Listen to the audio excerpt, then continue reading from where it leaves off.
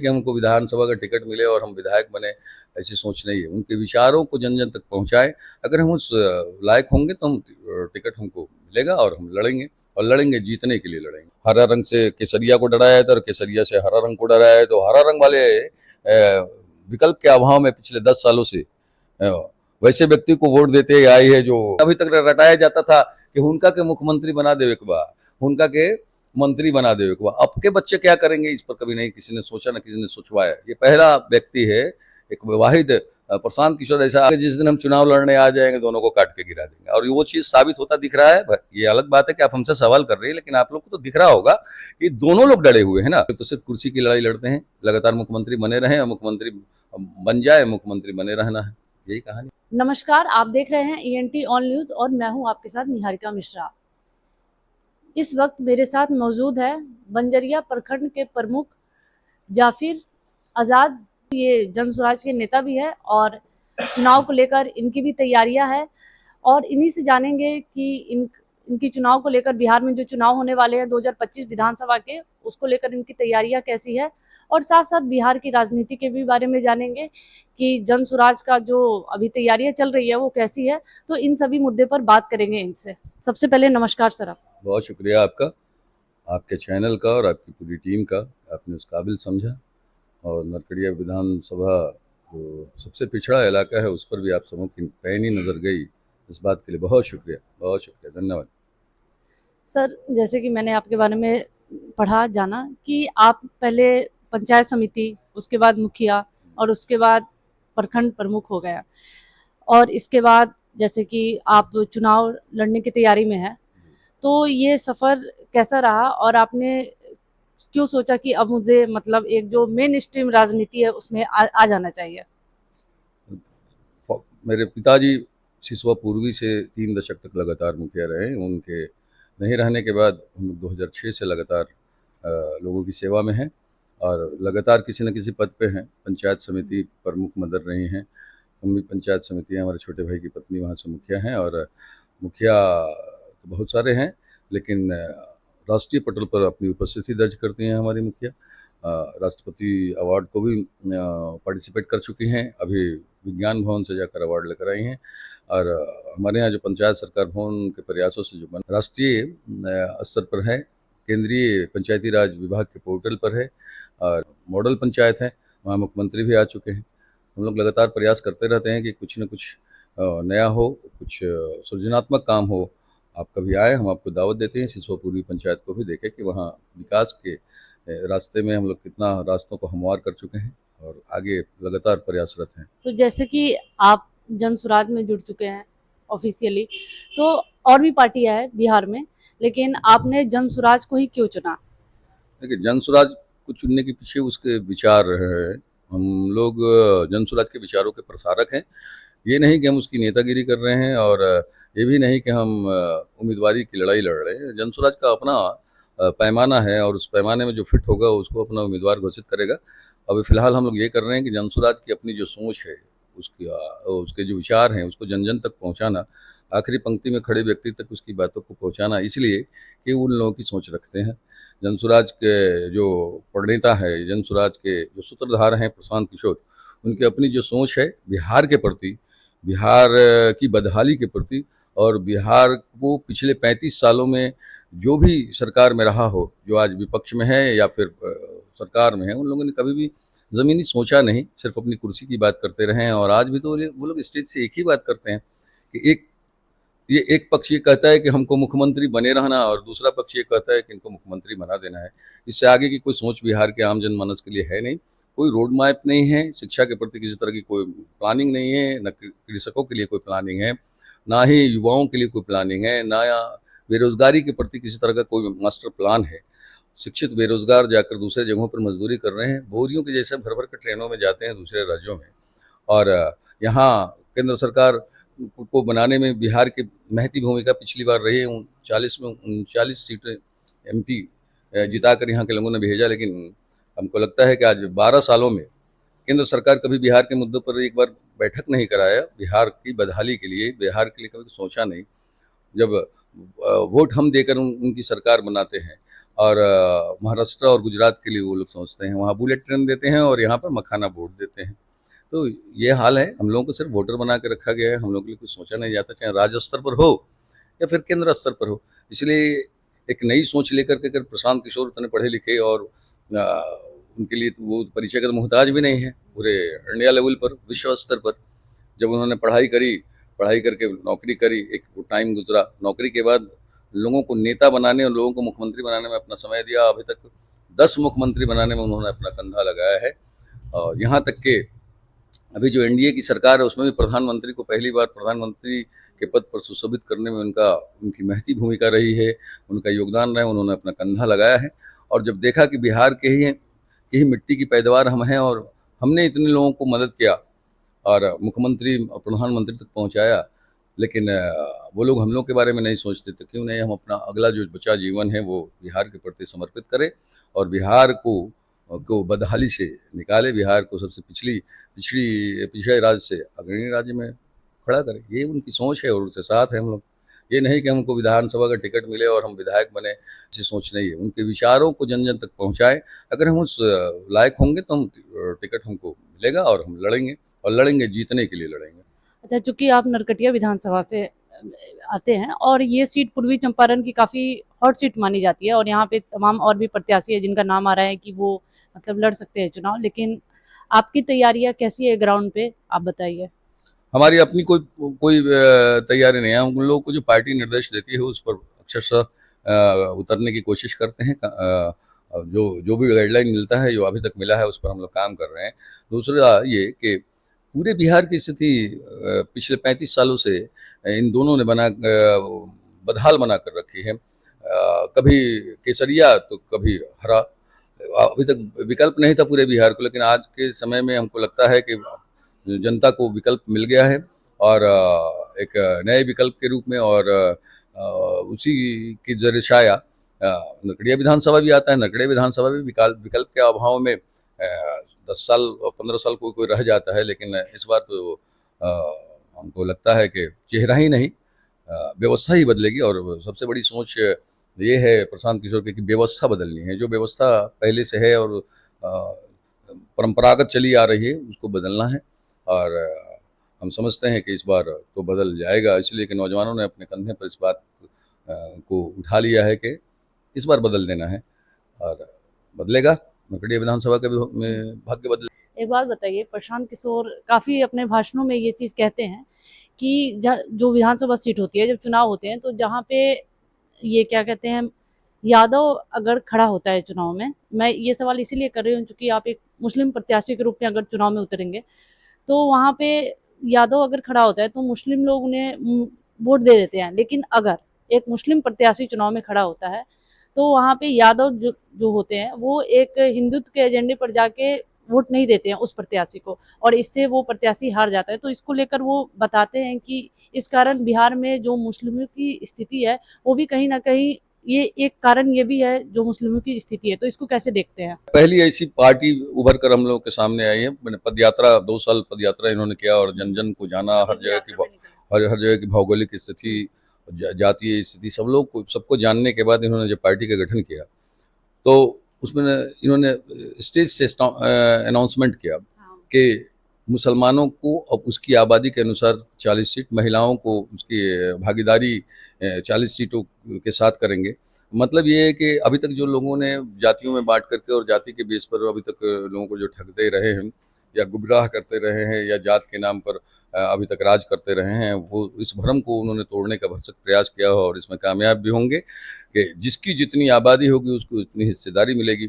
और हम समझते हैं कि मुस्लिम अभी तक जो ठगे जा रहे थे वो इस बार जन स्वराज के साथ होंगे। पीछे के दिनों में परिस्थितियों के अनुसार लोगों ने ठगने का प्रयास किया और ठगाते भी रहे हैं, सही बात है। उनका जो एनालिसिस है उनसे ज़्यादा बड़ा एनालिसिस हम तो नहीं कर सकते, इसलिए कि वो पूरे भारतवर्ष में बहुत सारे राज्यों में चुनाव उन्होंने लड़ाया है, अपना कंधा लगाया है, बहुत सारे लोगों को मुख्यमंत्री तक पहुंचाया। तो उनका अगर एनालिसिस ये है कि हाँ मुस्लिम वोट दे देते हैं लेकिन ले नहीं पाते हैं। तो ये भी बात सत्य है, 100% सत्य है। और इस बार वैसा नहीं हो पाएगा। अभी तक जैसा लोग ठगते आए हैं पिछले 35 सालों में, और सिर्फ अपने परिवार के लिए सोचा है, अपना सोचा है, अपनी कुर्सी बचाने के लिए सोचा है, उस तरह की सोच इस पार्टी में नहीं है, और वो भ्रांति टूटेगी। वो लोगों को दिग्भ्रमित जो करके अभी तक वोट लेते रहे हैं, तो अब इस बार ऐसी परिस्थिति नहीं बनती दिख रही है। और जन सुराज की सरकार आएगी। जन सुराज ने जो वादा किया है कि जन सुराज आएगा और 5 चीज़ हो जाएगा, हम लोगों को भी इस बात की उम्मीद है, और युवाओं को इस बात की उम्मीद है कि जन सुराज अगर आएगा तो ये 5 चीज़ें हो जाए। अच्छा, जैसे प्रशांत किशोर की पार्टी अभी एकदम न्यू लॉन्च पार्टी है बिहार में, और उसके बाद जो वो गांधी मैदान की जो रैली हुई उसके बाद वहाँ पे भीड़ को लेकर काफ़ी बातें कही गई और भी पार्टियों के द्वारा, और बहुत चीज़ें सोशल मीडिया पे लिखी गई। और उसमें कुछ लोगों का कहना था कि 2020 में जो एक पुष्पम प्रिया अपनी पार्टी लेकर आई थी फुल गर्ल्स, उन्हीं की तरह ये भी 25 का चुनाव लड़ेंगे, उसके बाद चले जाएंगे। और फिर कुछ लोग ऐसे हैं जो बोलते हैं इनको भाजपा की बी टीम, तो इसको कैसे टैकल करेंगे, इसको कैसे देखते हैं? विपक्ष का तो अपना काम है, और विपक्ष को उस मक्खी के मानिंद हम लोग समझते हैं, जो इतना खूबसूरत शरीर होने के बाद जहाँ जख्म होता है वहीं जाकर मक्खी बैठता है। विपक्ष सिर्फ उसी तरह की भूमिका निभाती है। अब 12 बजे का फोटो डाल देती है सोशल मीडिया पर, कहती है भीड़ नहीं है, जबकि प्रोग्राम 2 बजे से था। और प्रोग्राम को विफल कराने में सरकार कोई कोर कसर नहीं छोड़ा। अघोषित नो एंट्री लगा कर रखा था सभी एंट्रेंस वाले रास्ते पर। पटना में जाने का जितना भी रास्ता है, हम लोग खुद 8 किलोमीटर के जाम में थे। तो और दूसरी बात ये कि भाजपा की बी टीम, तो अभी तो सबसे ज़्यादा भाजपा के खिलाफ बोल रहे हैं, अभी तो सबसे ज़्यादा नीतीश कुमार के खिलाफ बोल रहे हैं। पहले राजद के खिलाफ बोलते तो अब राजद को तो उन्होंने खत्म ही कर दिया, तो अब लड़ाई तो भाजपा से है, और हर स्टेज पर भाजपा के खिलाफ बोलते हैं। तो भाजपा की बी टीम कैसे हो सकती है? रह गया बात कि पुष्पम प्रिया चौधरी की बात। पुष्पम प्रिया चौधरी आई तो डायरेक्ट मुख्यमंत्री बनने की बात करती थी। उनके पास कोई विजन नहीं था, उनके पास कोई रोड मैप नहीं था। कभी वो उन्होंने आम जनमानस के बीच में अपनी बात रखी नहीं कि हमको क्या करना है, हम क्या सोच लेकर आए हैं। लेकिन प्रशांत किशोर तो स्टेज से बोलते हैं कि हमको क्या कुछ करना है, और कभी उन्होंने अपने आप को मुख्यमंत्री का उम्मीदवार नहीं बताया। लोग बोलते हैं, और उनके पास रोड मैप है, एकदम ईयरली रोड मैप है। वो उनका ये कहना है कि अभी जो शराबबंदी चल रही, कहाँ शराब बंद है? शराब तो होम डिलीवरी हो रहा है। शराब को बंद करने का जो तरीका है, उन्होंने वो सही तरीका नहीं अपनाया गया, असंवैधानिक है। कहीं भी संविधान में किसी के खाने पर पाबंदी नहीं, किसी के कपड़ा पहनने पर पाबंदी नहीं, किसी के रहने पर पाबंदी नहीं, और उन्होंने तो असंवैधानिक ढंग से शराब की बंदी कर रखी है। और शराब जिस दिन सरकार बनेगी उस दिन 15 मिनट के अंदर शराब खुलेगा, और शराब से जो आमदनी आती है उसको शिक्षा के क्षेत्र में खर्च करना। उनके पास पूरा मैप है, ईयरली कदम दर कदम प्लानिंग है, जिससे जिससे मुकाबला, उनसे कोई मुकाबला नहीं, उनका तो कोई प्लानिंग ही नहीं था। तो सीधे मुख्यमंत्री बनने की बात करते थे। यहाँ तो मुख्यमंत्री बनने की बात ही नहीं है। यहाँ तो जो लोग चुनकर आएंगे उसमें जो सबसे ज़्यादा क्वालिटी रखेगा वो मुख्यमंत्री बनेगा। प्रशांत किशोर कहाँ मुख्यमंत्री के उम्मीदवार हैं? अच्छा, आपने बोला मुख्यमंत्री बनने के बाद, तो मुझे जो अभी सी वोटर का सर्वे आया है उसमें देखा गया है कि तेजस्वी यादव नंबर 1 पे है, जो पसंद है लोगों की, और दूसरे नंबर पर प्रशांत किशोर आ गए हैं, और उन्होंने नीतीश कुमार को पीछे छोड़ दिया है, जिनको लेकर वो हमेशा हमलावर होते हैं कि इन्होंने बिहार का बेड़ा गर्क करके रख दिया। तो इसको एक बड़ी उपलब्धि के रूप में कैसे देखते हैं? तो नीतीश कुमार तो ऐसे भी शारीरिक रूप से और मानसिक रूप से, दोनों रूप से वो थक चुके हैं। वो सरकार तो वो चला भी नहीं रहे, सरकार तो चला रहे जो वरीय पदाधिकारी हैं। वो रोज एक नई चिट्ठी, हम लोग तो मान लिया पंचायती राज से बिलोंग कर रहे हैं, पंचायत को भी चला रहे, प्रखंड को भी चला रहे। हर 24 घंटा के बाद एक नई चिट्ठी आ जाती है। समझ में नहीं आ रहा है कि क्या दिशा तय करें हम लोग, और किस दिशा में सरकार पंचायती राज को ले जा रही है। सारे अधिकारों को छिन्न भिन्न करके और रिजर्व करके रख दिया है। समझ लिए कि अघोषित सेंसर लगा के रख दिया, हम लोग कुछ कर भी नहीं पा रहे। दूसरी बात यह है कि तेजस्वी यादव और इनमें मुकाबला कराना, तो ये तो ठीक है, वोटर हैं, कर सकते हैं। मापदंड अपना है कि हमको क्या इसको वोट करना चाहिए। अपने बच्चों के बारे में सोचना चाहिए। अपने आज तक 35 सालों में लोगों ने अपने बच्चों के बारे में नहीं सोचा। ये तो पहला व्यक्ति ऐसा आया है जो ये कह रहा है कि आप अपने बच्चों के बारे में सोचिए, अपने बच्चों के भविष्य के बारे में सोचिए। लेकिन अभी तक रटाया जाता था कि उनका के मुख्यमंत्री बना दे, एक बार उनका के मंत्री बना दे, एक बार आपके बच्चे क्या करेंगे, इस पर कभी नहीं किसी ने सोचा, ना किसी ने सोचवाया। ये पहला व्यक्ति है, एक वाहिद प्रशांत किशोर ऐसा आदमी है जो स्टेज से आपके बच्चों के भविष्य के बारे में सोचता है और आपको सोचने पर मजबूर करता है। मुख्यमंत्री बनाने का तो पब्लिक का ओपिनियन है, लेकिन प्रशांत किशोर कभी किसी स्टेज से या ऐसे फॉर्मली कभी ये नहीं कहे कि हाँ हमको मुख्यमंत्री बनना है। लोगों का कहना है, लोग कह रहे हैं, अच्छी बात है। लोगों को वो कुछ झलक रहा है उनके अंदर, है ना। लोगों को दिख रहा होगा, उनके लीलाट चमक रहे होंगे, हो सकता है मुख्यमंत्री बनने का, लेकिन वो कभी नहीं कहते कि मुख्यमंत्री हमको बनना है। लेकिन यहाँ तो ये दोनों लोग मुख्यमंत्री बनने की लड़ाई लड़ते हैं, और 5 साल लोग अपना मत देते हैं सिर्फ इसलिए कि हाँ हमारा विकास हो, हमारे बच्चों का भविष्य संवरे। ये लोग तो सिर्फ मुख्यमंत्री की कुर्सी बचाए रखने के लिए पूरी 5 साल लड़ाई लड़ते हैं। आप देखे होंगे, आप लोग अगर मीडिया से जुड़े हैं तो आप लोग से क्या कुछ छुपा रहता है, हर चीज़ जानते हैं आप लोग। ये लोग तो सिर्फ कुर्सी लड़ाई लड़ते हैं, लगातार मुख्यमंत्री बने रहें और मुख्यमंत्री बन जाए, मुख्यमंत्री बने रहना है, यही कहानी। ये बताइए, प्रशांत किशोर जनसुराज उनकी पार्टी बन गई, लेकिन जो चुनाव होने वाले हैं उसमें प्रशांत किशोर की पार्टी से सबसे ज्यादा किसको डर होना चाहिए? क्या आप लोग ग्राउंड पे घूम रहे हैं, 2 साल से आप भी लगे हुए हैं, तो क्या लगता है किसको सबसे ज्यादा, बीजेपी, आरजेडी या जो महागठबंधन या एनडीए? ये तो ऐसा सवाल है, दोनों भयभीत है, सरकार भी भयभीत है और विपक्ष भी भयभीत है। एक पहला मौका है, हम समझते हैं आज़ादी के बाद पहला ऐसा मौका है जो बिहार में एक व्यक्ति आकर दोनों को डरा कर रखा है। और कभी जब पार्टी का अनाउंसमेंट नहीं हुआ था उससे पहले आप लोगों ने कभी सवाल किया था प्रशांत किशोर से कि सुने हैं आप राजनीतिक पार्टी बनाएंगे और जब जब चुनाव लड़ने आएंगे तो किसका वोट काटेंगे? उन्होंने कहा कि जिस दिन हम चुनाव लड़ने आ जाएंगे दोनों को काट के गिरा देंगे, और वो चीज़ साबित होता दिख रहा है। ये अलग बात है कि आप हमसे सवाल कर रहे हैं, लेकिन आप लोग को तो दिख रहा होगा कि दोनों लोग डरे हुए हैं ना, दोनों लोग इनके विपक्ष में बात कर रहे हैं, दोनों लोग इनको आप जैसा कि एक कहता है कि हाँ बीजेपी का बी टीम है, तो दूसरा कहता है कि मुख्यमंत्री बनना है। और सबसे बड़ा सबूत तो ये है कि जो 11 तारीख को गांधी मैदान में रैली थी, उस रैली को डिस्टर्ब करने की दिशा में सरकार भी और विपक्ष भी दोनों अपनी अपनी भूमिका निभाए। सरकार ने अघोषित नो एंट्री लगाया और विपक्ष लोगों को दिग्भ्रमित करता रहा। ठीक है, मत जाइएगा तो सरकार और अगवा पिटवाई के नहीं के पिटवाई ले सरकार, विपक्ष तो यही ना बोलते, विपक्ष तो ये बोलता है कि शिक्षकों को पिटवाया, है ना, नेताओं को पिटवाया, मंत्री को पिटवाया, पूर्व मंत्री को पिटवाया, जे जाई पटना वो पिटाई। इसके बावजूद भी लाखों की संख्या में तो लोग पहले जाम में पड़े रहे, और लाखों की संख्या में लोग वहां पड़े रहे, पहुंचे हुए थे गांधी मैदान में प्रशांत किशोर को सुनने के लिए, प्रशांत किशोर के विचारों को जानने के लिए, उससे हाथ में हाथ मिलाने के लिए।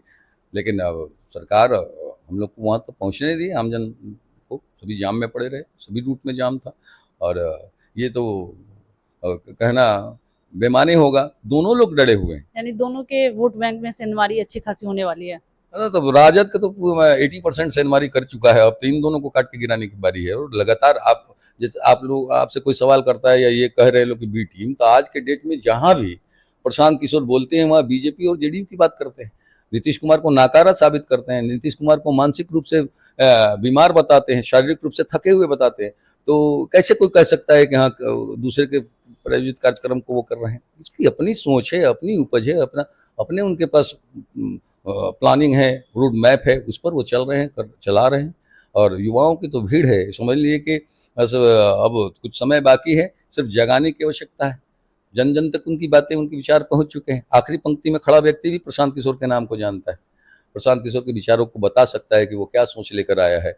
उसकी सोच अच्छी है, उसके प्लानिंग अच्छे हैं, वो हमारे लिए सोचता है, ये तो आपको बता सकता है। आप चलिए हमारे यहाँ तो सबसे सुदूर ग्रामीण क्षेत्र है, जो नदी उस पार, जहाँ बहुत कुछ अभी तक नहीं पहुँच पाए, लेकिन प्रशांत किशोर की हर बातें, प्रशांत किशोर का सारा विचार, प्रशांत किशोर के हर इसको लोग देखते हैं सोशल मीडिया के माध्यम से। मेरा लास्ट सवाल यही है, आपके विधानसभा क्षेत्र पर आती हूँ कि आप नरकटिया विधानसभा जो है वहाँ पे क्यों वहाँ की जनता इस बार जनसुराज को चुने इसका बताइए, कि क्योंकि बहुत सारी पार्टियां हैं लेकिन जनसुराज को ही क्यों चुने, आप अपने शब्दों में बताइए। देखिए, वहाँ भी इसी तरह का मामला है जैसे बिहार में है, उसी तरह वहाँ भी है। वो हरा रंग से केसरिया को डराया था और केसरिया से हरा रंग को डराया है। तो हरा रंग वाले विकल्प के अभाव में पिछले 10 सालों से वैसे व्यक्ति को वोट देते आई है जो मैंने जिनसे बहुत सारी लोगों की उम्मीदें थी, बहुत सारी अपेक्षाएं थी, और वो खरा नहीं उतर पाए। और हम लोग या हम जैसे लोगों पर अगर पार्टी रिस्क लेती है, अगर जोखिम लेती है, तो ये जोखिम सटीक बैठेगा और हम लोग विजयी रथ को प्राप्त होंगे और चुनाव जीत कर दिखाएंगे। और लोगों के अंदर बदलाव की उम्मीद है, लोगों के अंदर प्रशांत किशोर के बातों पर भरोसा है, प्रशांत किशोर के प्लानिंग पर यकीन है। और युवा, बड़े बुजुर्ग और जितने भी लोग ठगे गए हैं पिछले दिनों, वो लोग ये तय कर चुके हैं कि हाँ इस बार बदल देना है, और विकल्प का अभाव था। अब आज के समय में एक विकल्प सामने खड़ा है, और पार्टी युवा है। आपने सही कहा कि अभी नई पार्टी और इतनी बड़ी सोच, तो 243 सीटों पर चुनाव हम लोग लड़ रहे हैं, और हम समझते हैं कि इन लोगों का दहाई का आंकड़ा पार करना भी मुश्किल हो जाएगा दोनों गठबंधन का, और हम लोग चुनाव जीत कर दिखाएंगे, और हमारी सरकार बनेगी, और 5 चीज़ नाफिज होगी, 5 चीज़ों को इम्प्लीमेंट में लाया जाएगा। सभी का टाइम बाउंडेड प्रोग्राम है, एकदम समयबद्ध कार्यक्रम है प्रशांत किशोर का। चलिए, आपको बहुत बहुत शुभकामनाएं और हमें समय देने के लिए धन्यवाद। आपका भी बहुत शुक्रिया, आपकी पूरी टीम का। तो ये थे जाफिर आज़ाद जी, जिन्होंने अपनी चुनावी यात्रा के बारे में बताया कि चुनाव को लेकर उनकी क्या तैयारी है उनके विधानसभा क्षेत्र में। साथ साथ इन्होंने जो इनकी पार्टी है जनसुराज, उसको लेकर बताया और क्या उनका रोड मैप होगा, और क्या जो अभी चल रही है बातें बिहार में राजनीति को लेकर, इन सभी मुद्दों पर इन्होंने बात की। और हमारे चैनल देखने के लिए धन्यवाद।